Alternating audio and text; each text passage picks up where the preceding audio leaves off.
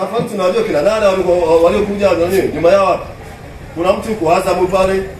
Kusiku kuna watu, kuna kamati ya masaa 72 imekaa na wahuni, yani wahuni kibao tu kamati ya masaa 72. Mtu anaonesha utovu wa nidhamu, anafungia mechi 3 na faida si milioni 4.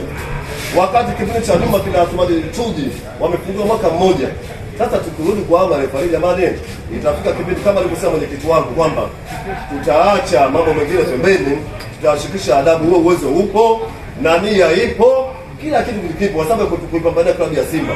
Na tukubali, na sisi tunasema kabisa wale marefari hatutaki hata aje kuangalia mechi yetu, hatumtaki. Ahmed Ally umebeti mechi ya jana kwa sababu mke wako apate hela.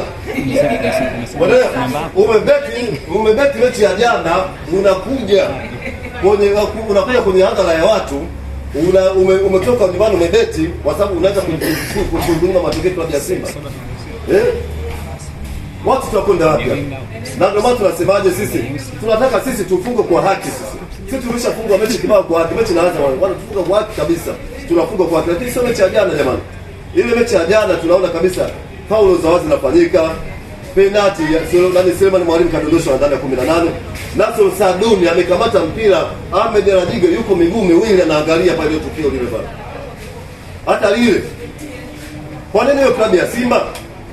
Kuna mwaka mmoja amependelea klabu ya Yanga, Zabona Mayombe amesia kaenda kutoa mpira, kapiga tackle ni mpira pale.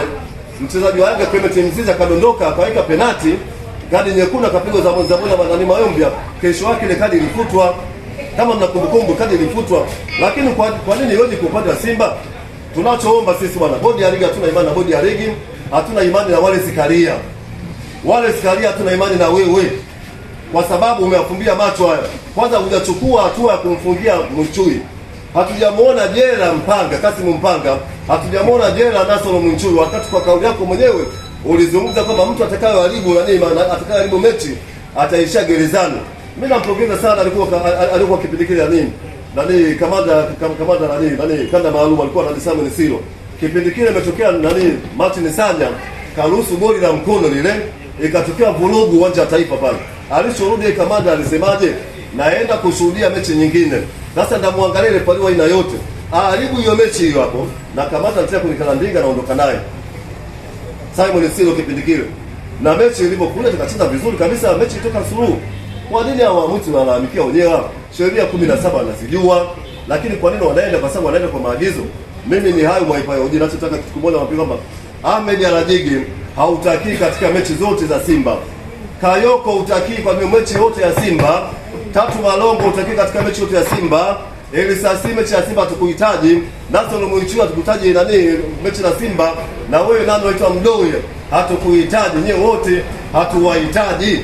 Kama mnataka yani hatuwahitaji kabisa. Marefari wako wengi wachezeshe mpira watu na watu wengine. Sio kina Ahmed Ally. Kila bana Ahmed Ally ni nani kwenye nchi hii hapa hivi? Asiye kasababisha machafuko bure. Mimi ya kwangu ni hayo.